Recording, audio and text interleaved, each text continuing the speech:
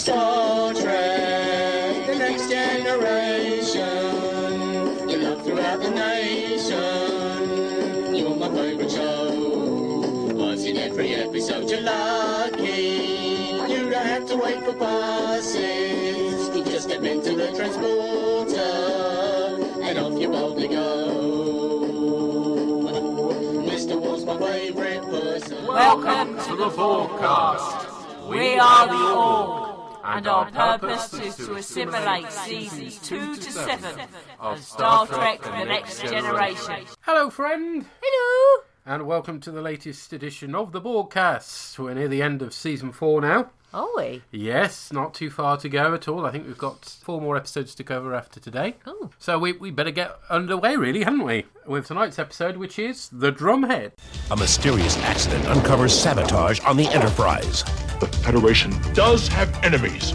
We must seek them out. A ruthless interrogator stops at nothing to find a traitor. I'm going to get to the heart of this conspiracy. I'll fight it. And Captain Picard becomes the target of a Starfleet witch hunt. I brought down bigger men than you, Picard. Justice hangs in the balance on Star Trek The Next Generation. Well, still got the silly music. Yes, that's been a feature for most of the season now, hasn't it? They like their 80s music. Start off with they've had another exchange student. They're doing a lot of work experience, it would appear. And they've had a Klingon exobiologist. And they suspect him of sabotaging the warp drive. Yep. And giving information to the Romulans. Mm. And they have a sort of hearing type thing. And Troy says, he's hiding something. No shit, Sherlock. He's wearing this very spivvy, brown... Oh. What do you describe that material as? Sort of suede jacket. I mean, he's basically country and western Klingon, isn't he? All he needs is a Stetson and he could start Klingon country and western, which I, for one, would quite like to hear. Rounding up the Targ on the plains. Right. Anyway... Bat left Jules at midday. Stand by your targ. Oh, nice. Sorry. And I've totally lost the plot now, because I'm just thinking of country Sorry. and western Klingon. Klingon country and western, somebody has to do this. Yes. I don't know who, but yeah. Michael Dawn, send him a tweet. Yes. Well, we do have the cowboy one coming up in season 6, don't we? So. Anyway, Jadon tries to get Worf to help him. Call back to Sins of the Father. Yep. Lots of callbacks in this one, aren't Yeah, there are. And Worf sort of looks at him, gestures for him to go into his quarters, and then Worf bones him! there? Yes, beats the crap out of him very efficiently. Yes. Punch to the face! Yes, I think it was an elbow in the chest first, then Yeah. up into the face. It was, yeah, very effective. It's nice to see Worf actually winning a fight for a change. Yes. Even if the person who was fighting was completely not ready at all for that, but there you go. No. But he doesn't look a very Klingon, does he, really? I guess your average Klingon doesn't get involved in exobiology, so he's all country and western for that matter. No. Anyway, then you have Picard saying that retired Admiral Nora Satie, who's exposed an alien conspiracy, is coming on board to help deal with the issue of this sabotage. And she says, she wants a full report and there are disturbing overtones. Yeah, she arrives on an Oberth class ship. Hooray! Nice to see one of them again. And she's dressed like Ming the Merciless, which sort of gives away what sort of person she is. She's supposed to be an admiral. That ain't no admiral's costume. I don't know what they put her in. Well, she's retired, so perhaps she's not I entitled to hadn't picked wear... up the retired bit. Oh, so it could have been worse. She could have been wearing a pullover, I guess. Oh, no! She could have been giving Picard the eye and wearing a minging jumper of Ming, couldn't she? Yes, we've got Ming's costume instead. Yeah. But it does immediately says, "This is the baddie." It does, rather. And actually, my understanding is that retired admirals are entitled to wear their dress uniform still. Well, because don't you see it would be at rather more Remembrance? appropriate than what she's wearing, so yeah. Don't you see at Remembrance Day, they all turn out in uniform? Yes, don't they? exactly. Yes, right. And then she's got 2 aides, one of which turns out to be a betazoid. And the other one who wears a net curtain the entire episode. Well, it looked like a sort of string vest pattern dress, which is a very bizarre thing to go in for, isn't it? And she's got a hairstyle that kind of makes her look like she's wearing Mickey Mouse ears. Yeah. It's not a good look. No. She doesn't thankfully have too many lines to deliver because She ain't that good at delivering lines either, but we'll get on to that, I expect. But would you be, with Mickey Mouse ears and a neck curtain for a costume? Well, it does rather undermine one's performance, but even so. Oh, and Admiral Settee, which is what I keep referring I can't help but refer to her as being, she sounds just like Judi Dench. She does. She does. Judi Dench would have been better. Yes. Well, obviously. I mean, she's not bad. But no, she's not. But yeah, so then you get a scene with Worf, and he comes in and says, this guy's been giving himself injections. So he's got a syndrome, and I thought if you were ill and you were Klingon, you killed yourself. Apparently, no, it's all right to be weakling into Country and Western and become an exobiologist if you inject yourself every week. Yeah, that did strike me as odd as well. You'd have thought he'd have been wheedled out and had the crap beaten out of him already by now for being weak. But apparently not. Well, that's what drove him to Country and Western. Maybe it was. Well, yes, there you go. He had lots to bemoan in the styles of Country and Western. And it turns out that this syringe isn't a syringe at all. It's an optical reader that scans things and then converts it into something you can inject somebody with. And then it's inert proteins in somebody's and loads of techno-bollocks. So, yeah, people have top secret files in inert proteins in their body. You remember the engineering technobollocks being annoying. What you don't remember is just how much medical technobollocks there is. And actually, that's worse somehow. No, the absolute worst is, I can't find my pants, Keiko techno. It's botany technobollocks. Yes, you don't get as much as that, thankfully. No, but that is the worst. And so they're interviewing Jadan, and eventually, he does, in the end, admit that his crime, and, since the Klingons ally with the Federation, they're weak. And the Romulans are better, apparently. Perhaps they have more appreciation for Country and Western. That must be it. Romulan Country and Western? Oh, now we are going to a dark place, aren't we? Particularly with those shoulder pads, Guy. Maybe we'll get that in another episode.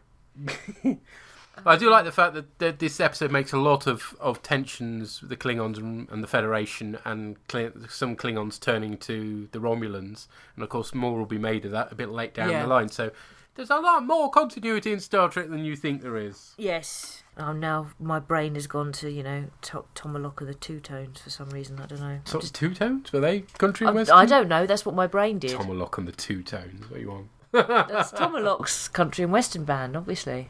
Is it? Yes. Yes, but my knowledge of Country and Western doesn't go very far, so I couldn't tell you any Country and Western. Tammy Wynette, that's the only one that springs to mind. The only other ones I know are those Country and Western Nazis from the Blues Brothers. Well, maybe they're the Romulan ones then. Yes. Country and Western Nazis. Good old boys, or something. Yeah, is it Good Old Boys? Yeah. Because the Blue Brothers turn up and to pretend to be them, and the only Country Western song they know is Rawhide. Rawhide, yeah. Rawhide. Anyway, let's not get distracted by Blues Brothers, because I'm going to want to watch that instead of the next episode, I expect. Sorry. Anyway, we're on a mission from God. This guy Jadan says he didn't sabotage the dilithium, and the Betazoid man says he's telling the truth. He didn't sabotage the dilithium. So then they're looking for an accomplice, or someone else who went and did that. Although that's not what my notes say. Mm-hmm. My notes just say hideous earrings, because at that point you cut to a scene with her and it's suddenly Ming the Merciless with strange big chunks of plastic hanging from her ears. They don't do well on earrings on Star Trek, as we've discovered. No, and then you get Betazoid man, whose name I never wrote down. You know what? I never caught it either. He's a bit bland, isn't he? Betazoid bland bloke. Yeah. Anyway, Mr. Bland then says, we're counting on you, Worf. And sort of Worf sort of looks at him. And, they said, we had thought that with a Romulan for a Romulan traitor for the collaborator, for a father, that, you might be a bit suspect. And Worf sort of starts glowering at him. Yeah, is that what the fuck? Yeah, and he's like, but no, I can see that we can trust you. And Worf's like, well, I am highly motivated. And then they said, Jadan has few friends. One of them is this Mr. Tarsis one. Except there's no evidence ever that he was a friend. But you get Simon Tarsis, and he's got funny ears. Only slightly, but yeah. Slightly funny ears. Oh, that Betazoid was Sabin Genestra, which is probably the reason why the name didn't particularly lodge in our heads, beyond the fact that he's a bit bland. Sabin, what a bizarre name. Yeah, it's an anagram of Basin. Should we call him Basin? Basin Betazoid. Basin Betazoid, yeah. Or Mr. Sink. That sounds like a character from Dark City. Mr. Sink. No more Mr. Sink. No more Mr. Sink. Oh dear. Sorry. If you haven't seen Dark City, by the way, really, really see Dark City. It came out, unfortunately, about the same time as The Matrix and was rather overshadowed by it. It is 1,000,001 times better than The Matrix. It's really cool. And now I want to watch that. So I've got quite a queue of things now that I need to see. Thanks to you, madam. Sorry. That and all the Who. Yes. And then you've got Picard and Admiral Ming meeting, and he's all, I'm not happy about this use of a betazoid. And basically, he's a hypocrite, and she calls him on it. Yeah, indeed. Yeah, I mean, this is one area where Picard obviously has no ground to stand on whatsoever. And she does call him on it. Would you use Troy in this circumstance? Yeah. And he says, yes, but perhaps I should reevaluate that, which I thought, actually, fair enough. Does he? Does he fuck? No. Far too convenient for the plot to have her around, so we'll carry on using her abilities in perhaps not always such an ethical way. Yeah. And it turns out the explosion was an accident. It was some sort of metal fatigue. They call it something else, but that's what it is. It's really early on, isn't it? It's established that actually, yes, okay, the Klingon guy was a spy, but the business in engineering was indeed an accident. But despite this, things carry on because they've got the bit between their teeth, haven't they? Yeah, because Mr. Sink knew that Simon Tarsis was lying about something, and it turns out that he isn't part Vulcan, he's part Romulan. But they try and make far too much of that than there actually is, and Picard really isn't happy. And then you get some bollocks from Admiral Ming about, preserving the Union. And then the defence makes up some bollocks about corrosive acid, and you could see Picard looking uncomfortable. And so he calls Admiral Ming on it, and she's like, no, we're expanding the hearings to include the whole ship, and I've brought Admiral Thomas Henry aboard, which just makes me think of John Henry, but I don't even know who John Henry is, but for some reason in my brain the two go together. Don't look at me. Oh. All right, I could Google John Henry, but whenever I Google something, I end up with some horrible porn picture. Because I'm such an innocent. So I'm hoping now John Henry isn't some sort of position that one... folklore. He's an American folk hero and telltale. There you are, that's where we've probably heard John Henry. Okay. He worked as a steel driver, a man tasked with hammering the steel drill into a rock. He died in victory with his hammer in his hand, which does sound quite dodgy now. It does. Oh dear. So then you end up with Picard being served a subpoena by Net Curtain Woman. Who does it in the most smug voice possible, and also really badly acted. Yeah. Then you get a call back to Data's Day with the spy that was on board, and then you get call back to First Contact, and Admiral Ming is a complete bitch and says, how can you sleep at night with 11,000 deaths on your conscience? Yes, because then they call back to the Big E. Yeah. Best of both worlds. Oh, sorry, I said First Contact. That happens after this. I get confused. Yes. I was thinking I can't remember reference to the episode First Contact, so... It is a case of not that one, okay. So anyway, she's been banging on about her dad all the time, so Picard quotes her dad back at her and makes her cry, and then she stands up and starts shouting, and John Henry leaves. Oh, the other Admiral, John Henry, whoever, who doesn't speak. No. And when he leaves, it's like, it's the biggest fuck off ever, yeah, isn't it? It It's is. really, I mean, they chose that actor really well, because he doesn't have to say a word, he just stands up, with a look on his face of just utter contempt, and walks out. Yes. So he's like, you're just applauding at that point. Yeah. But he arrives on an Excelsior class vessel, so we keep me happy with spaceships in this story anyway. Okay. Fair enough. And then you have Picard looking out the window, and Worf comes in, and he's sort of like, I fell for it. And Picard says, villains who twirl their moustaches are easy to spot. Well, this is your problem, okay? That final scene is really good, but it does expose the big weakness of the episode. Because, yes, and that scene, Picard says, it's very easy to spot the moustache-twirling villains. It's the ones that look like one of us that are hard to spot. Well, actually, A, she was dressed like Ming the Merciless. Yes. You can't get more moustache-twirling than that. And B, all the way through, almost, there is one scene when she has tea with Picard and they're talking about her father, where she's quite cool with him. But even then, she's quite prickly, actually. And for all the rest of the time, she acts like a complete and utter bitch. So she's the baddie. It's how Worf gets sucked in, I do not know. He gets sucked in by Mr. Sink, though, doesn't he? Well, but in a way. But I mean, Mr. Sink's quite insulting, actually. I'm surprised that Mr. Sink's charms worked on him, really, such as they were. So my feeling about this story is, I mean, A, I'm not a big fan of courtroom drama. I mean, this is better than that awful one we had A Matter of Perspective. Oh, that was terrible. Which was, it was another courtroom drama, but it was just awful and, yes, embarrassing. This one has an interesting concept at its core. And the fact that tensions are ramping because of the Romulans and the Klingons, something's going on. So this really is a sort of prologue to how the season's going to end in some ways.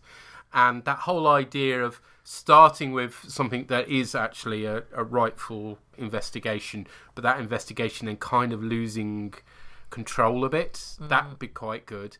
But where it loses it is because the Admiral Seti is a moustache-twirling villain, quite obviously so. If she had actually been somebody rather more sane and less unhinged, you'd actually be a lot more drawn in. It would no doubt have made the story longer. They'd have to make this a two-parter or something, because there would be a genuine investigation. Yeah. It would. I mean, if it had been one of the crew, I don't know, maybe because Troy was doing the business at the start, if it had maybe been her instead of Admiral Seti, and maybe it had been Troy that started to be lured in by the thought that actually there's more going on than at first is obvious, and starts poking and then seeing conspiracies where there aren't conspiracies, because that's an interesting thing, and it's a thing that happens.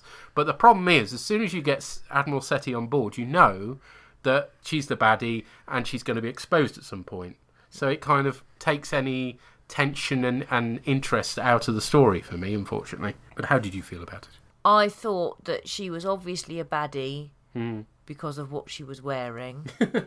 I mean, you know what I mean? It is that bad. They may as well have given her the moustache and gone the whole hog. Yeah, or even a glowing ring.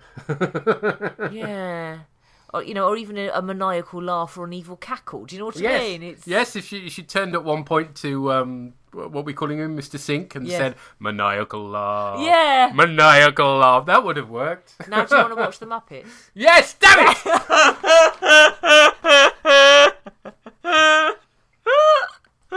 We have to abandon this Star Trek podcast and turn it into the Black Dog Part 2 or something. I don't know.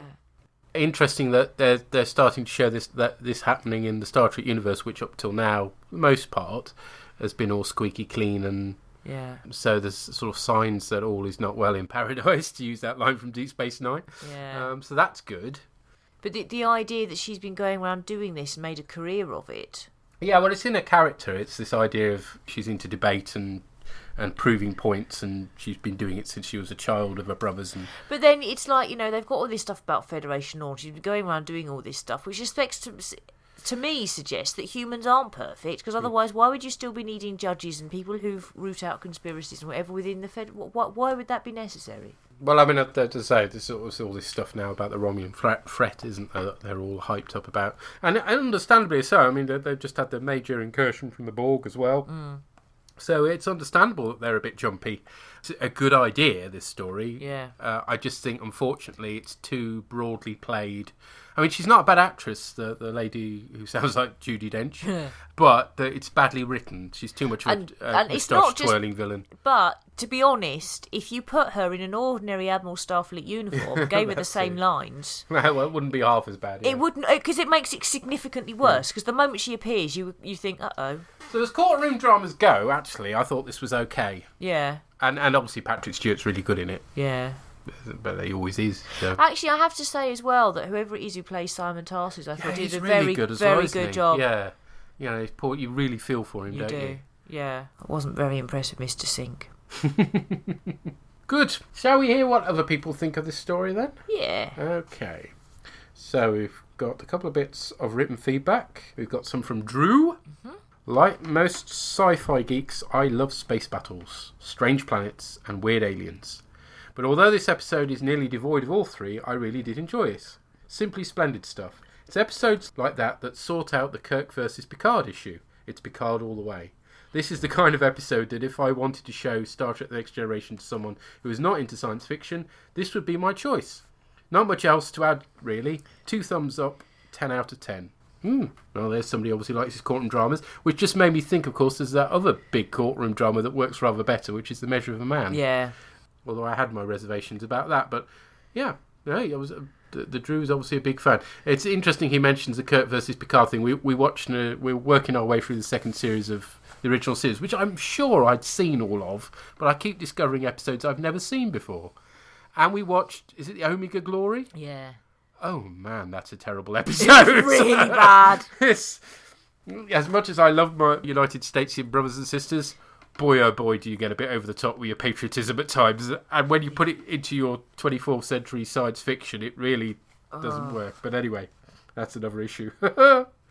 Okay, so thank you for that, sir. Thank you. I think 10 out of 10 would be generous, but that again, that's probably just because I'm not a big fan of courtroom drama, and actually I think a better episode could have been made, but that's another matter. Right, we've got a bit of feedback from the Mark. The Drumhead, or Star Trek, NCIS. What's NCIS? Dunno. To Google! We now know what NCIS is. Naval Criminal Investigation Service. Yes. Television programme. Yes. Courtroom drama. Shit goes boom. And Rear Admiral Nora Satie, Rear Admiral, shit goes boom, okay, is called in, out of retirement no less, to look at what's been going on the Enterprise. She's on the hunt for possibilities of sabotage, espionage and treason, and it's about time too. She had a nice chat with Picard about her job and her dad, Judge Aaron Satie. She finds Jadan, a Klingon exchange officer, a spy, in no time at all. With the help of her Betazoid assistant, Sabin Genestra, first useful Betazoid ever, she finds medical ship technician Simon Tarsis, who has faked his way onto the flagship. It's clear Picard wants Simon Tarsis off the ship, and he gives him Will Riker as his lawyer. I don't care he's quarter Romulan. Over the fact he's hiding it could be very easy put to use by the Tal Shiar, the Romulan intelligence organisation.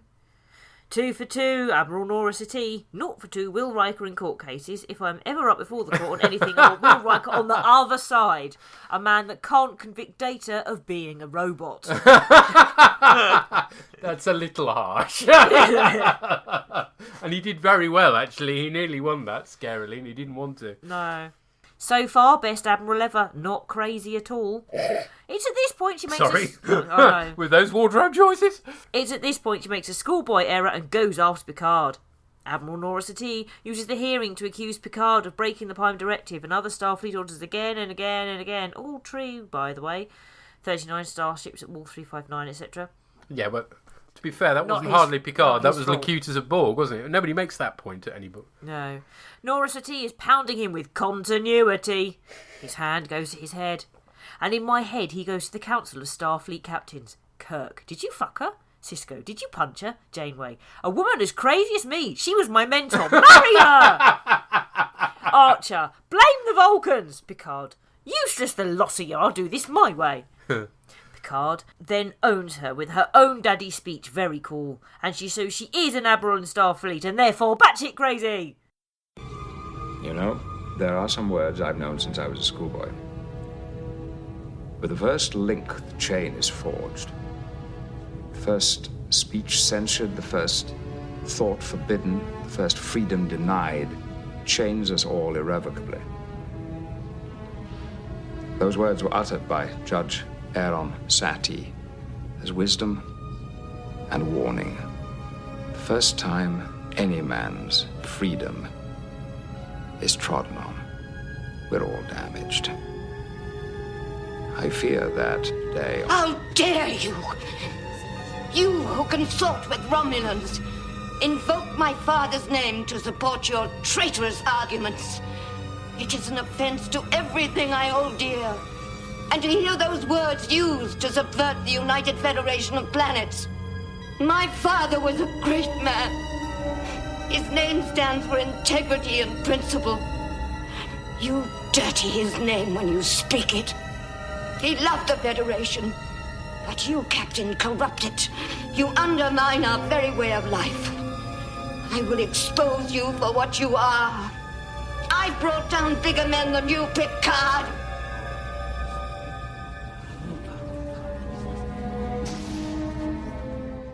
Patrick Stewart just wins everything with his speech. Sure, you've read it or played it by this point.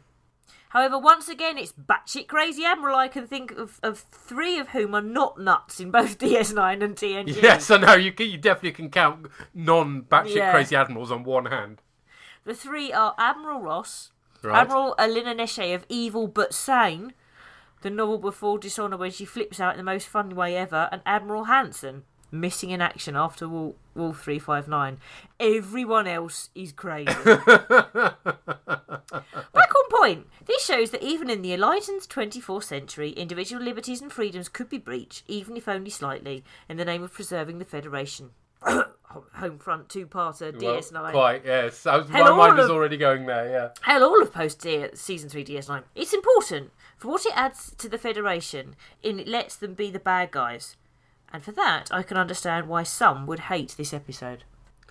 Actually, no. I mean, that's definitely a good thing about this episode. It's showing chinks in the Federation's armour, which is great. And I kind of wish they'd kind of gone, sort of deeper in it and done it less broadly.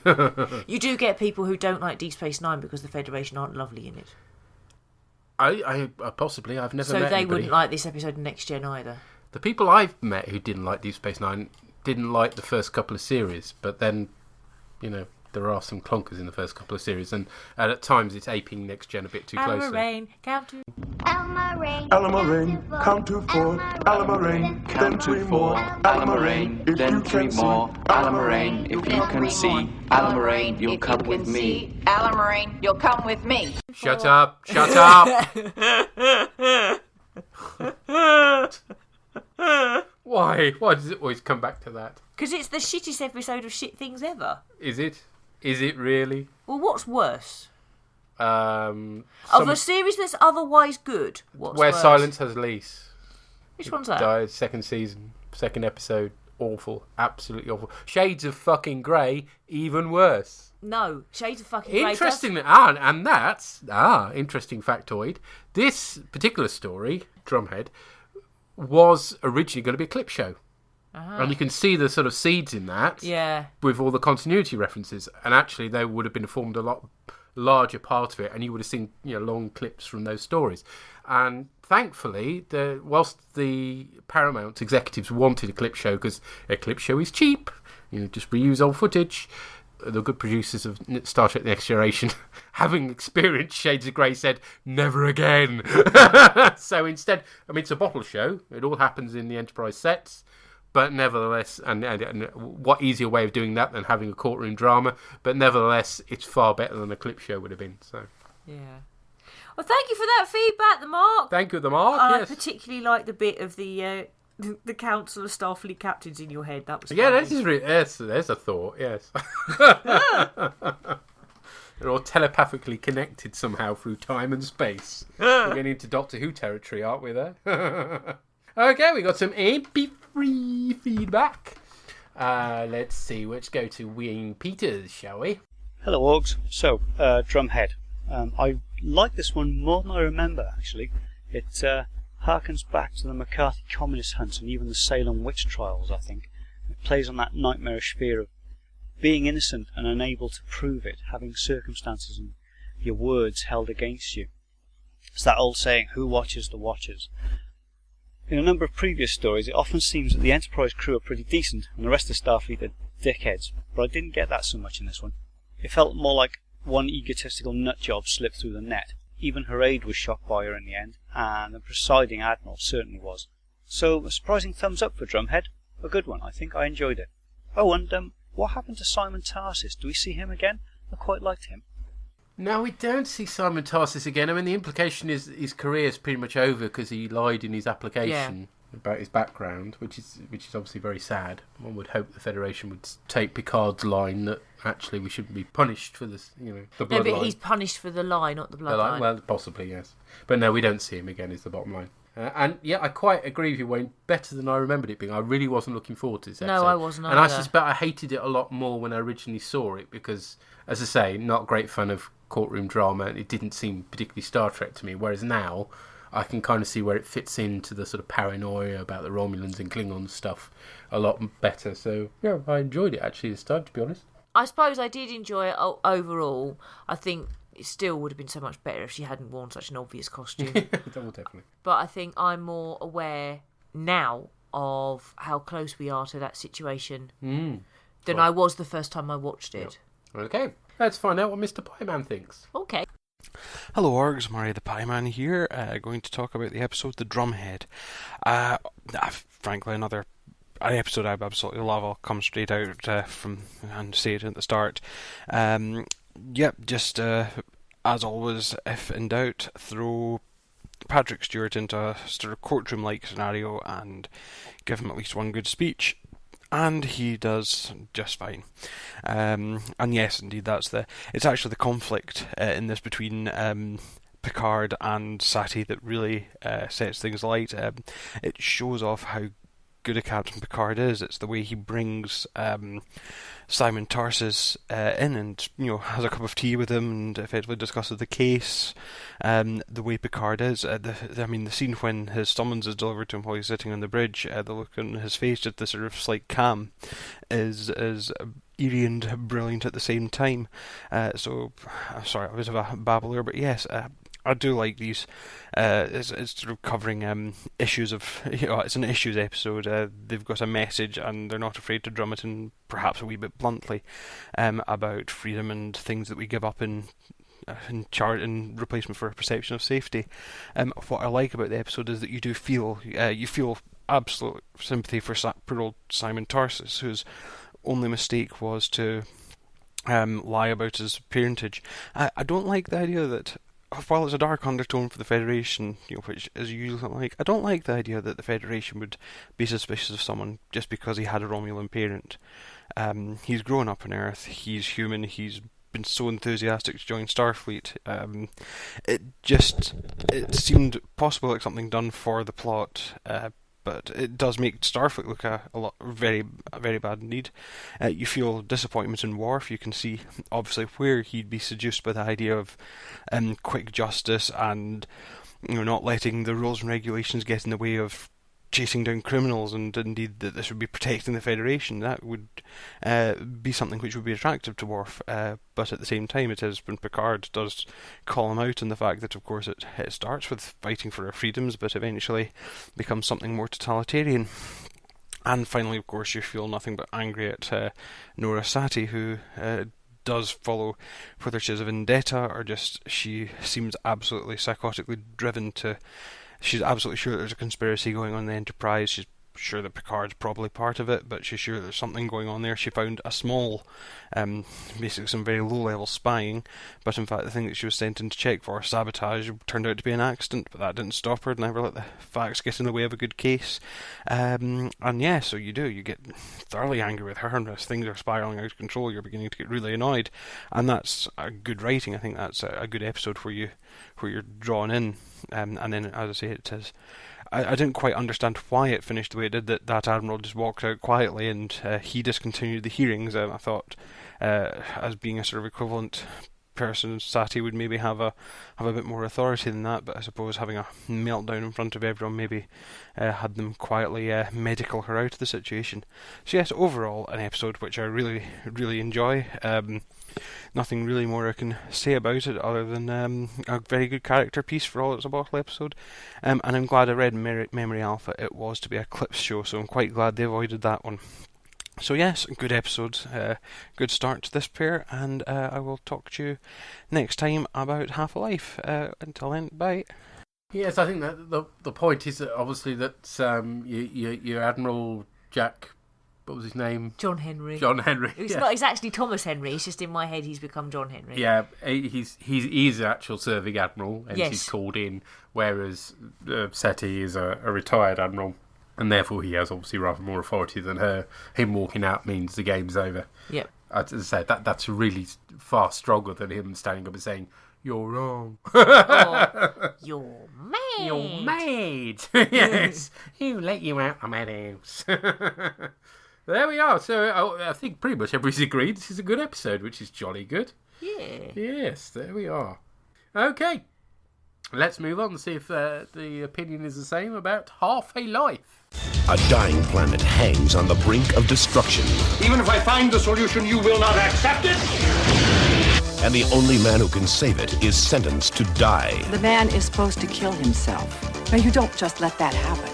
Now, Picard must risk war to keep him alive. Our ships have been ordered to open fire. They expect Tennyson to die! Death sentence on the next exciting episode of Star Trek: The Next Generation. So Half-Life then. I remember when I first saw this and the opening scene started and I saw Loaxana Troy, and my heart fell, and I thought, oh no, another comedy Troy episode. But as things turned out, I ended up being very impressed with it, just on the basis it wasn't your average comedy Loaxana Troy episode and gave her rather more depth. And funny enough, watching it this time round, I felt much the same thing. It's quite a distinctive episode in as much as it's the only episode in the history of Trek where Deanna Troi does the opening log entry. Well, she doesn't do it even like when she's got the whole proper normal uniform and Never the command ever thing does a council's log ever again. This is the one and only time. Gosh. And it only consists pretty much of, my mother is on board. Yeah. Which, again, sort of sets you up for it being a comedy episode. And just to underline that, you then see Picard sneaking out of door, looking around, nervously, worried. And next thing you know, Loaxana pounces. And he explains that he's preparing for a first contact with a reclusive race from a planet called Klingon 2. Loaxana invites herself along to the arrival of Dr. Timothin, who's played by David Ogden Stiers of MASH fame, played Chuck Winchester III. He's also provided voices for Beauty and the Beast and Lilo and Stitch. Oh, yeah? Yep. Dr. Timothin has, rather than the usual bumpy forehead jobby, they've done something a little different this time round. So he has rather strange veins on his head and around the back of his neck and on his hands, which is at least something a bit different, quite distinctive. Loaxana offers to be his entertainment director, and as they're leaving, Geordi comments that Timothin is in a lot of trouble. Yeah. So again, it's all set up for a comedy episode. It transpires that Timothin has developed some, and we're into technobabble territory here, helium infusion device to regenerate dying suns. Well, it makes some sort of sense anyway. And as it happens, Timothin's son needs to be rescued because it's dying, and the Enterprise is going to test his theory using their torpedoes adjusted to his particular design on a star in a deserted system. And Timothin says it's his only wish to heal his son before he dies. The Loaxana, in a very amusing scene, is bothering Mr. Woof, as he calls him. Bless him, he just try and put her right, but there you go. And then Timothin, Riker, Picard, and Deanna arrive on the bridge. And Loaxana goes, "Oh, there you are, my dear." And Troy's all smiles. "Oh, it's my mum greeting me." But then Loaxana completely ignores her daughter and goes straight for Timothin. And Timothin describes her as being so vibrant, which I suppose is one way of putting it.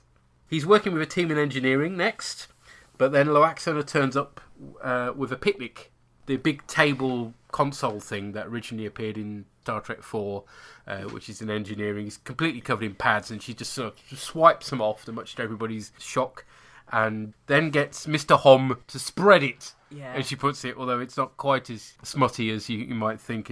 She's referring to a sort of tableclothy thing. And this is Mr. Hom's only scene, which is kind of curious. I don't know how much he got paid for just turning up for this one scene, looking a bit aghast, and that's it. But there we are. So they have a picnic. Not that you get to see it. And the next thing you know, she's travelling in a turbo lift with Timothin, and he reveals he's a widow. And then a widower, sorry. And she sneaks her arm into his arm, which is quite sweet. And then she asks the sensible question that needs asking, I guess, which is, if the sun's dying, why not evacuate Klingon 2? And he gives the logical answer, well, it's our home. You wouldn't want to, would you, if you didn't have to? So hence he's found a way of avoiding that, hopefully. She asks if he'd like to come into her room for a nightcap, and he says that anyone for coffee? Oh, God, where's that from? I don't know. It's awful. It is awful. Anyone for coffee? I haven't heard that before. It's very good. Oh, I didn't make it up. I've heard it somewhere, but I'm not sure where. Anyway, rather like me, that makes him laugh, although she didn't use that line. No. That's a shame. That really would have made it a comedy episode. It would, yeah. And he says he must say no, and he's clearly troubled, and we find out a bit later on why he's troubled. And then Loaxana is trying to choose a dress for a date that she's got with Timothin, and Deanna's there. And then it's test time, and Worf launches a torpedo sequence into the sun, which is quite nice special effects there as the torpedoes shoot into the corona and stuff. And then there's an ignition sequence followed by shockwave patterns, and it all gets a bit techno-babbly, but not too bad. And initially, it looks like whatever Timothin has done has worked. They've got a stable temperature from the sun, But then the temperature starts to rise out of control, and Picard gives the order to get the hell out of there. And there's an explosion. A kaboom, which is rather disappointing, it has to be said. It literally is just a big white thing that they zoom in on. Where is the earth-shattering kaboom? Yes, the sun blows up, and Timicin is clearly devastated, but manages to be grateful at the same time. And it's, not for the first time, a really great acting job from Ogden Stiers. Then we've got Lwaxana comforting Timicin in 10 forward, and Timicin apologises for not being good company. And Lwaxana offers to leave if he'd rather be alone, but he wishes that she could stay. He also says he wishes that they met years ago, and then he reveals the reason for that is because he's on his way home now to die. And again, it's really, really well acted. I'll be saying this a lot. Picard is speaking to a science minister from Kaelon 2, and his name is Batardat.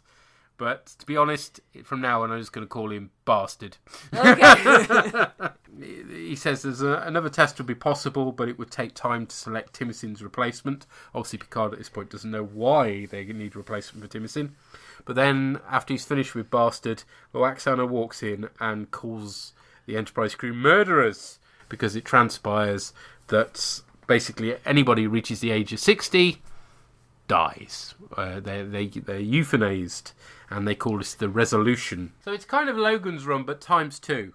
Rather than dying at 30, they die at 60. Lwaxana says that they can't possibly let him go, and Picard says, well, we can't stop him, we've got no jurisdiction in this, and of course he brings up the Prime Directive, and Lwaxana says, well, that might be your Prime Directive, but it's not mine. But she's an ambassador for Betazoid that's part of the Federation, so it is. You'd think she'd be rather more up to speed than the Prime Directive, wouldn't you? I mean, if it's the Prime fucking Directive, if it was the 72nd, you could understand that maybe she'd forgotten it. Yeah. But the Prime Directive, no.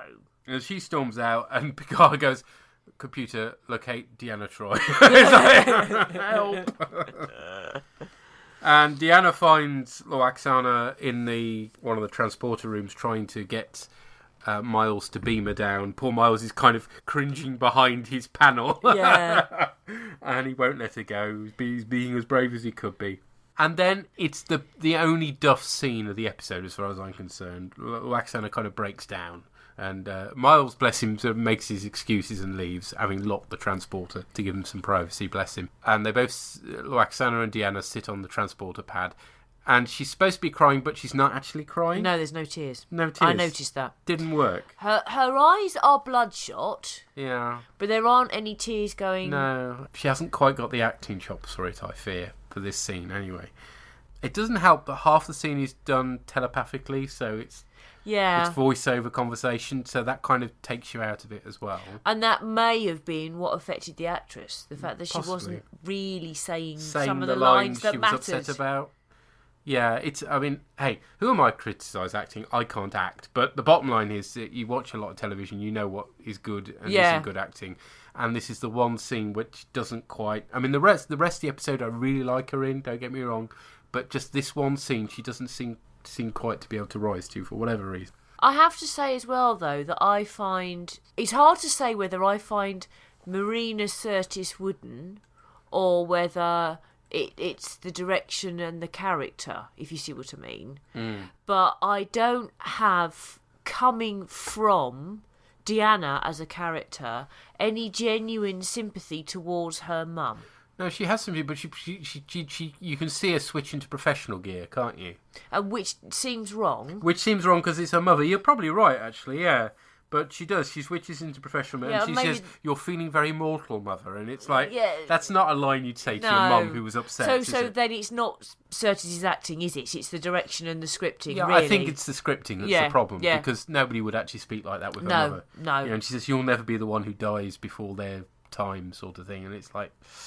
Nobody would actually say that, would they? Yeah. Anyway, Lwaxana then goes on to see Timicin, and he's concentrating on what went wrong with the test, and he can't understand what went wrong. And she's all touchy-feely and gives him hugs and kisses, and she says that she hates him for doing what he's going to have to do and can't accept it. Oh, and there's a big kiss where it looks like he's gonna swallow her. Yeah. And then the next thing you know, Loaxana is sat watching Timothy in bed. They've both changed clothes. So I think we have to assume at this point that has happened. Yep. Which is kind of sweet. There's a whole big discussion about this resolution thing, and he justifies this euthanasia thing due to the lack of meaning that happens when you start losing your faculties, and it's draining on other people, tries their patience, it's cruel, and the resolution enables you to end your life with dignity. Of course, there's a basic problem with this, and it's one that Loaxana points out quite quickly. It's like, it's all very arbitrary. It's just saying 60. Well, some people at 60 have got all their faculties and will have at 70, not to mention 80. And some won't at 50. And some of them, as she points out, won't have it at 50. So there is kind of a flaw in their argument that is so massive, you do wonder why nobody's ever pointed it out to them before. He says it takes away the decision-making process, so that it would be cruel otherwise because of... But clearly, it's cruel. There's no two ways about it. It is, but I can see where he's coming from. If you set a statutory age, then you're being fair from a certain point of view, aren't you? And it means that you avoid the problem of if your relatives and your family are not nice and they want your stuff. Yeah, whatever happens, you're going to have to wait till they're 60. Exactly, yeah. So even if you go gargle before them, I think this episode would work so much better if they made the age just a tad larger, say 70. Yeah. Because Alzheimer's can start as early as 40 in some people if you're very, very unlucky. So it's not like, you're guaranteed Alzheimer's free until you're 60, fair enough. But nevertheless, most people won't be affected until they're 70. I mean, if you did a spread of when people started to start suffering from dementia and stuff, you'd be looking more like 70 than 60, I would have thought. Except that, and this is one of the questions this raised for me, is depending on how long they've had this, okay, you've got developments in medicine and technology that mean that life expectancy and life quality is different. So, for example, nowadays in our society in the UK, most people are not elderly in terms of needing care, being a burden until they're 80. Yes. But that didn't used to be the case even 20 what you could say is that his species, actually, the average life expectancy, say, is 70 still, or rather... perhaps the average life expectancy was 60. That's what I mean, was, because nowadays... So we were sort of applying our own standards to it, and you could go with that. Unfortunately, they don't make that argument, which is unfortunate, because if he had, I think it would have given more power. I mean, as it is, he does his best to sell the idea of the resolution being a good thing, despite the fact that clearly it has a massive flaw in it. But nevertheless, he talks about it being a beautiful ceremony, and he attended his parents' resolution, and it's his choice to die with dignity. Yeah, and it's very key to this society. And Loaxana goes on about how it used to be fashion for Betazoids women to wear these big hairdos with bird cages in them, and it was cruel for the bird, and it was cruel for the women having to wear these things, and they're uncomfortable and stuff. And then she says a formidable woman stood up for a change, and you do wonder whether she's talking about herself.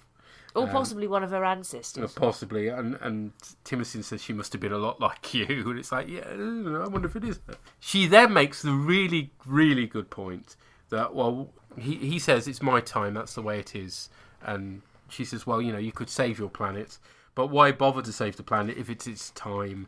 Let it die. Timothy then is working on the results from the tests, and he points out the stars are very unpredictable, but he discovers there's a neutron migration problem. Oh, how often have we seen that? But there's no time to develop a solution. Then he goes to see Picard and he requests asylum. And it's quite nice that actually what's tipped him over the edge on rebelling against what is clearly very important to him, this resolution thing, isn't just Loaxana. Actually, it's primarily the fact that given more time, he can solve the problem with their son. And then he speaks to Science Minister Bastard. And Bastard says, oh, you've been coerced. And Timothy says, well, I've been influenced maybe, but not coerced. And then Riker announces that Klingon warships are on the way. Now it's time to get anal about spaceships. Woohoo! And the warships are actually a redress of the Jovis from most toys, which is Kivas Farjo's ship, that's right. And they in turn... Memory Alpha isn't clear on this, but it's a possibility that they're a redress of the Husnock warship that appeared in The Survivors. Anyway, the Minister points out they have orders to open fire. And Timothy sort of looks at Picard and says, well, what do you think we should do, Captain? And Picard says, you're the only one that can answer that. Then Data points out to Timothy that the Kaylons have refused to accept further updates about Timothy's developments on what could have gone wrong with the test. And out of complete frustration, he says, even if I find the solution, you will not accept it. And again, brilliant acting. Then he rows with Laxana. He points out that if he's not able to finish his work, then that actually takes away the main reason for him carrying on. And then Riker announces that Timothy's daughter is on board and wants to meet with him, and that his daughter is called Dara. And she's Michelle Forbes, who will later, of course, we'll see as Ensign Ro, having impressed the producers with her performance in this episode, and she's very good in this as well. Her hair isn't. Yeah, she performs despite having one of the worst barnets ever. If we thought in the previous episode that assistant with the Mickey Mouse hairdo was bad, this is like a blooming bonsai tree on her head. It's awful. It is. Father, come home. This is wrong. Dara, if I could show you the work I have begun. There's still so much for me to do. There is nothing for me to look at. It is irrelevant. Your father's work may save your world, my dear. I would hardly consider that irrelevant. All I'm concerned with now is you, not your work. Your work is over. It is your time to rest. Perhaps you will feel differently as you get a little older. Say, approaching 60. My father taught me to cherish the resolution. I don't know how you have poisoned him to reject it. It's an obscene ritual. How dare you? How dare you criticize my way of life and my beliefs? Please, Dara. Please. Where will you go? I don't know. And where will you die? I cannot bear the thought of you being laid to rest on some other world.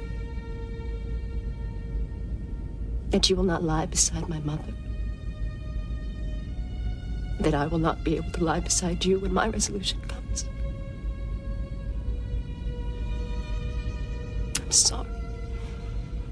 I don't know how you can go on with your life knowing that each day is an insult to everything we believe in.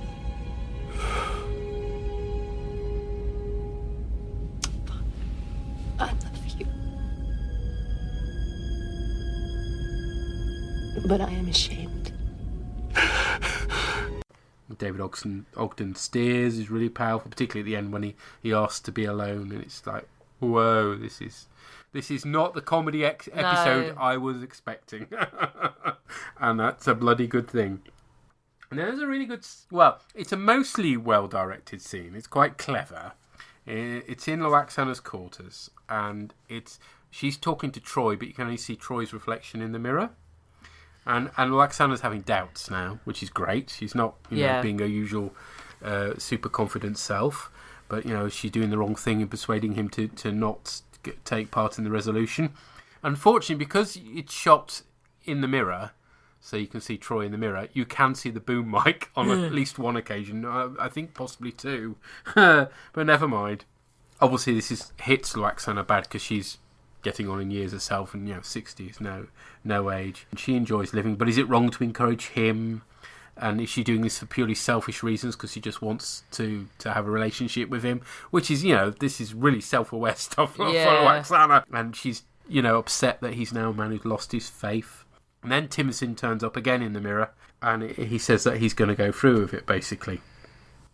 He says that he loves Loaxana, but if she's his only reason to stay alive, then actually that's not enough. He can't be that selfish. Which I really feel for him in that. It's really powerfully done. Then Timothy is heading to the transporters with Picard, and he apologises for causing any trouble. All the way through this, he's done this really, he starts really nervous because he's never experienced being beamed up. He's never experienced a new culture before. And then he gets a bit more confident. In 40 minutes, you feel like you've seen this character turn completely around, and it's really a really impressive acting job. I mean, whoever cast Ogden Steers, really, they should have got a big bonus. Yeah.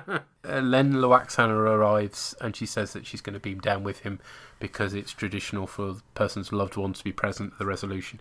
And for once, she's sensibly dressed as well. Yes. And she beams down with him arm in arm, and that's the end of the episode. As I say, Ogden Steers is amazing in it. It is spoilt a bit by just that one scene where Major Barrett's performance isn't great, but she does kind of make up for it with the rest of the story. You see, I don't think it's just Major Barrett's performance who isn't great in that scene. I think it's also the whole, as you said, Troy going into professional mode, and also the fact that some of it's done telepathically. But I think it's the whole scene. I could understand it going. I mean, the thing is, I can sympathise with that because going into professional mode makes complete sense for her to be any help to her mother at that point. Because if it's her coping mechanism. Yes, it's not only her coping mechanism, but it's her being helpful to her mother. Okay. So I can quite see why she did that. I mean, the acting decisions made in this story are brilliant. Mostly it's really well directed, except for that one scene where you see the boom mic. Hey-ho. No, nothing's perfect. Ultimately, obviously, it's a discussion of euthanasia. It's a slightly unrealistic one because we have this bizarre culture where they do it at 60, come what may. And yes, you just try and defend that, as we discussed, but ultimately it fails as a discussion of euthanasia as a result of the slightly unrealistic setup. Because, like you said, if he had said something like, our species in the past lived to 70... Yeah, all they need to do is insert just that line. Just a little bit like that would have made a lot more sense. Yeah, it would have done. Yeah, because without any other knowledge, you assume that his species has the same life expectancy as the human race at that point, which is over 100 at that point. In which case, it seems incredibly cruel and unrealistic. Yeah. And that's the problem with the episode. But ultimately, it does discuss some of the issues really well, and the acting is very good. I mean, it's not often that you can have a character appear in one episode of anything. Yeah.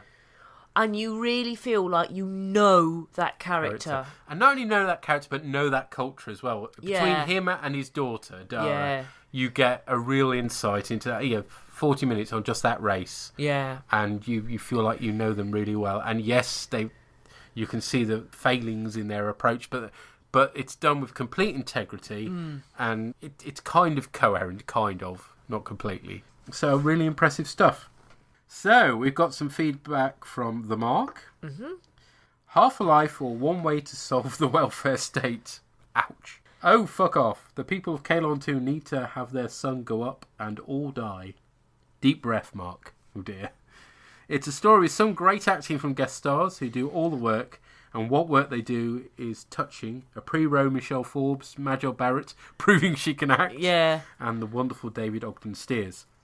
Now why I fucking hate this shit. The people of Kalon 2 have warp drives and are friends of the Federation. And as shown by Timothy's science, their science is on par with the Federation. That means medication and replicators. Now, to stop anyone being old and being a drain on society, they kill them at 60. Now, we know lifespans are 160 are doable, with McCoy and a count at Farpoint. But if the science is on par with the Federation, they are a post-scarcity society. Therefore, no drain. I presume that means scarcity of resources. Yeah. The people of Kalon 2 have just Darwined themselves out of existence. Yeah. And why is the good, inverted commas, Federation supporting this regime? Well, to be fair, they're not particularly, but they're just not trying not to get involved. The whole story makes no sense on that basis unless you just outright state, this is a message episode. And if so, that's the message given that Timothy goes to die and that's the story. It gets worse. Loaxana goes to Picard and Barnsley intervene to spare Timothy's life, but Picard refuses to do so as he is bound by the Prime Directive not to interfere. Hold the phone. You are already at this point interfering by saving the world from its star. Well, to be fair, they're just kind of providing assistance. At their request. Yes, that world has requested that they help them. So, yeah. And Picard does interfere once Timothy requests asylum. Yeah. If that's the case, That is a Prime Directive breach. What have you been doing there? And every other time you have interfered. Did Rear Admiral Nora Sati... See, I just want to say SETI. Scare you last week, Picard? Yeah. Yeah, he's suddenly, by the book. And if that's the case, given how Starfleet acts, just how absolutely xenophobic is the Federation? Well, the Federation does routinely let whole worlds and everyone on them burn in the name of the Prime Directive. But in short, the people of Kaelon 2 need to have their sun go up and all fucking die. Yeah, kind of an extreme reaction there. Yeah. But that does kind of, again, the episode would have been improved immeasurably if they just said that the average life expectancy is only 55, 60 anyway. Yeah, or even life expectancy 70. Yeah. Because usually in the last 5 to 10 years of somebody's life... Depends. If you're going to say average 70, then many people are going to reach 80, aren't they? I think they have to say, well, the average life expectancy was 60, therefore we said it was going to be 60. Yeah, okay, fair enough. Yeah. Fair enough. But yeah. That line would have suddenly made the episode immeasurably better. As it is, I mean, he does point out really good acting, so yeah. I think that's... But actually, I hadn't realised... Well, no, realised is the wrong word. Remembered that Admiral McCoy was 160. Yeah. Well, now that's the equivalent of proper Logan's Run with our current life expectancy, isn't it? Really. But the point is made. They aren't like full members of the Federation or anything. They've literally they've had. This is kind of like first contact. I mean, clearly they've had some contact before.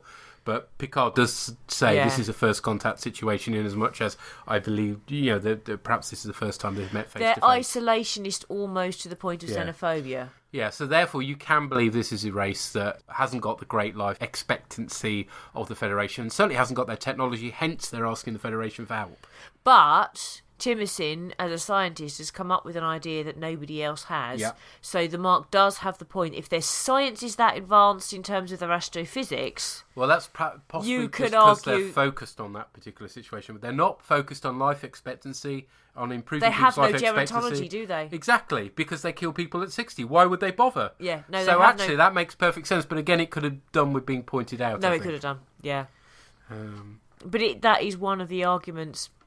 currently in the assisted dying debate is what happens to palliative care if you have assisted dying. And is this the same principle? They have in this society no gerontology. No. Because they have no old people. If people choose when they die, you won't have palliative care. So we also have feedback from Drew, which Anne-Marie, if you could read. Yep. Another enjoyable episode coming straight after the Drumhead. Light on regulars, but fortunately David Ogden steers as Timothy carries it well. Luoxana Troy is a terrible character, but I guess this is one of the better episodes to feature her. And the two of them make this a compelling episode. A touch Dawson's Creek in places, but nothing overboard, just a well-presented, well-written story. All in all, 2 very good episodes for me. Keep up the good work. I'm currently listening to your back catalogue of episodes, as I only discovered you 7 episodes ago. It's really enjoyable stuff. Oh, huzzah! Thank you. I'm glad you're enjoying it. Oh, Dawson's Creek. That takes me back. I fancied one of the people in that. What was that? I'd never seen it, so what's that reference to? It was Australian. Why is it a touch Dawson's Creek? Oh, now you're asking me to remember Dawson's Creek better than I can. Drew is somewhat younger than me. Okay. Maybe, I don't know. It might just be soap opera-ish. Maybe he'll write in and tell us. I don't know. I remember I watched Dawson's Creek. I remember I really liked the blonde one. My memory of Dawson's Creek is that's it. Ah, there we go.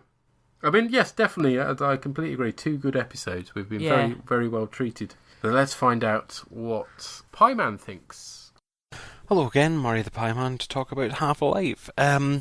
This episode, I initially, when I remember watching it when I was much younger, and I found it a trifle dull. I think it was because I was expecting, look, Sinistro is there, we've got a comedy episode coming, the old Benny Hill chasing Captain Picard around the bridge, etc., etc., and that's not what we get. It's actually, watching it again, it's quite nicely subverted on that, where, yes, you do have the start, Picard worried, oh no, look, Sinistro is on board, and she does still get her fair share of comedy moments mucking about with the tactical panel and whatnot. But in general, it's almost a classic Star Trek scenario. You've got a moral issue, and they're discussing it. What I like is that they actually remain fairly ambiguous on it. You have this concept of a nation that kills off its population at 60. Not something I'm actually pro, unless my parents particularly annoy me. But still, they managed to actually make a very good case for it. It would be so easy to make this a very one-sided thing of, no, that planet's barbaric. Can you not see that old people give wisdom and advice and easily make up for their, and why are they not being allowed to retire and relax in their later lives after all they've given 60 years of service to society, etc., etc. They could have easily just gone that way and made it a very one-sided episode. As it is, they actually provide some very convincing arguments for bumping off the elderly population at 60. Like I say, not something I'm pro, but they manage to keep a good sense of balance in it, which I think is so rare in some of these things. They usually often have their message of what is right, and they will be using it as a preaching thing rather than as a way to explore the issue. Also interesting in the end that he does actually go through with the procedure partly through, and I must say you do get a bit annoyed with the government of the amount of pressure they put on you, or the fact that they won't let him restart their son.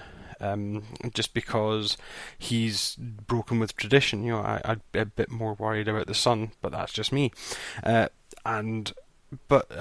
Similarly, sending warships and threatening to make a diplomatic incident about the whole thing. When he does ask for asylum, I think it's possible you'd say, well, as part of an interstellar community, we can't just expect to be able to force everyone to stick with our traditions because they can't always leave the planet. You could just say, yes, but if you do come back here, you're going through the bumping off tradition as per usual.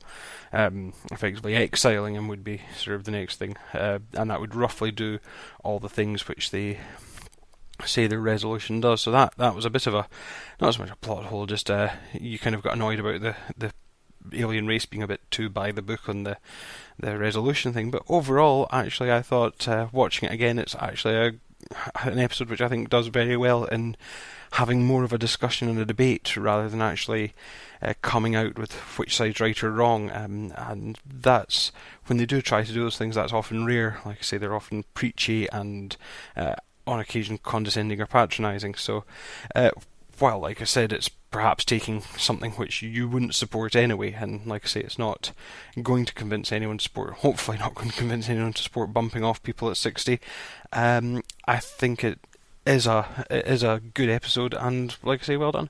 So yes, two decent episodes, and actually considering what we got, it's 2 episodes which were much more talky and thinky. There was barely any action in either episode, so again, a nice little change of pace to an extent. So yeah, I will be rejoining you for the next 2 episodes, hopefully, unless real life gets in the way. Until then, bye for now, and obviously, and keep up the good work, and I am enjoying the podcast. Anyway, thank you. Talk to you later. Bye. Yes, Murray points out it really isn't like the Manhunt, is it? No. Which is probably what you think of when you think of a Loaxana Troy episode. And the ending is nicely ambiguous, isn't it? And it's not preachy, quite right. And it'd be interesting to see how the original series may have handled this one. Can't help feeling that Kirk probably wouldn't have let Timothy go back, even if he wanted to. Yeah. So this kind of probably highlights the strength of Picard on this one, really.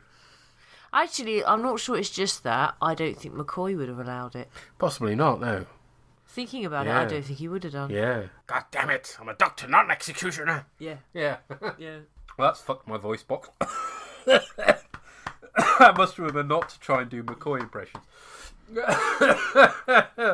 So thank you for that, sir, and thank you for the kind comments. It's really sweet of you. Thank you. And let's hear what Mr. Wayne Peters makes of this story. Half a Life is another one that was much better than I remembered. It's very poignant. This is a sizable portion, I think, of what Star Trek should be about. Space battles and Klingon stories are great, but it should also be asking awkward questions. And it's also nice when those questions don't have a nice, neat, middle-class solution. I really like that Picard didn't talk an entire civilization into abandoning its millennia-old culture overnight, and indeed seemed quite comfortable with not interfering. And Majel Barrett knocks it out of the park. She was criminally sidelined in the original series. In the original pilot, she was the first officer, and she was meant to be cold and logical. And then there was the alien Spock, who wasn't emotionless and logical at that time. but the networks disapproved. Apparently, having an alien that looked like the devil made the Bible Belt skittish. And the networks weren't keen on a woman being in such a high position of power either. So they said to Roddenberry that he could keep one of them. Roddenberry desperately wanted aliens in the show. So poor Majel got to be the nurse, stand in the corner looking pretty and pine after Mr. Spock. And she's had much more to do as Lwaxana Troi in Next Generation, but usually in a comedy role. But she is brilliant in this. So I'm glad she finally got to sink her teeth into something decent. And her scenes with David Steers as Timothy were superb. So not an in-depth discussion of euthanasia, but as much a discussion as Star Trek is ever likely to have, and not a neat chocolate box ending either. So yeah, absolutely loved Half Alive. So, until next time, see ya. See ya. Bye. I like that. No, chocolate box ending. Yes, that sums it up. Not a chocolate box ending, definitely. And yes, definitely what Star Trek should be about as well. Yeah. But this is kind of what I remember Next Gen being about, is talking over these sort of meaty issues and not necessarily always coming up with the glib, easy answers that perhaps the original series sometimes falls. Well, I can't down see Kirk ever sitting opposite somebody going, only you can answer that question. Yeah, no, never would he ever do that, would he? Bless him. No. Always quite sure of what the answer was our Kirk. Yes. His strength and his weakness, I think. So there we go. Well, thank you for all that lovely feedback, Thank folks. you. And it all seems pretty much in accordance with both these episodes I was kind of dreading, and it seems like everybody else was as well. And both of them turn out to be much better than I remembered them being. Not perfect, not without their weaknesses, but nevertheless, they make you think, which is what Star Trek should all be about. So, what shall we be covering next time? Will they be as good as this? Well, next time we're recording on Wednesday the 24th of July, and we'll be covering The Blues Brothers and Dark City. Oh, no, sorry. I attempted to cover The Blues Brothers and Dark City, but no, we'll be covering, Anne-Marie will be covering The Host. It introduces a species called Trills. Oh! Yes. But they look different, if memory serves. They do look a little bit different, yes, the sluggy thing. And the actual host looks different as well. And it involves our favourite character, Beverly Crusher, quite a lot. Oh. Yes. You can't remember this one at all, can you? I can tell. No. I think you might be in for a bit of a shock with this one, because I do remember it. Oh. What are you doing then? I'm covering The Mind's Eye. Oh, yes. Get in. Another Romulan episode. Oh, you do Romulan. Based on the Manchurian Candidate. What's that then? Yeah. Geordie gets kind of brainwashed into... Yeah, well, you'll find out. Is it the visor one? No. Yes. Well, no, it's not quite the visor. That's because we're getting onto Generations territory. But there's an awful. I suspect there might be a fair bit of overlap. But it's more him getting brainwashed rather than his visor getting tampered with in this one. Yes. Looking forward to that. If you'd like to send feedback in, like the lovely people what had already done it, thing he said really coherently. Yeah. I've had a lot of beer. Go away.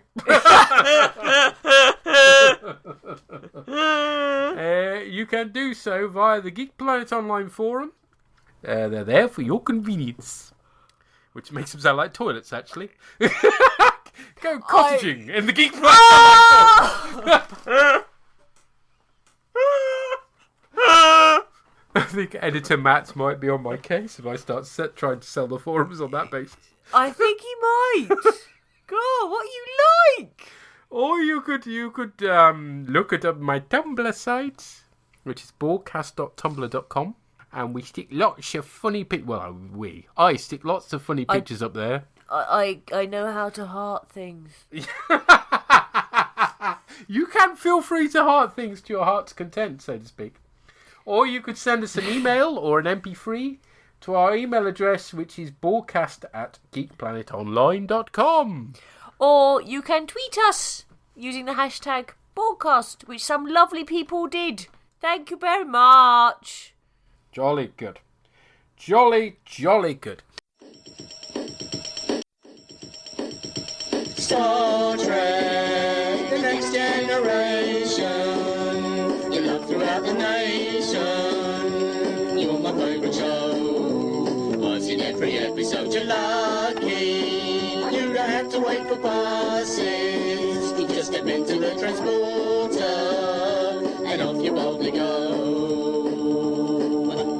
Mr. Wolf's my favourite person. Welcome to the bOrgCast. We are the Org, and our purpose is to assimilate seasons 2 to 7 of Star Trek The Next Generation. Hello, friend. Hello. And welcome to the latest edition of the bOrgCast. We're near the end of season 4 now. Are we? Yes, not too far to go at all. I think we've got 4 more episodes to cover after today. Oh. So we better get underway, really, haven't we? With tonight's episode, which is The Drumhead.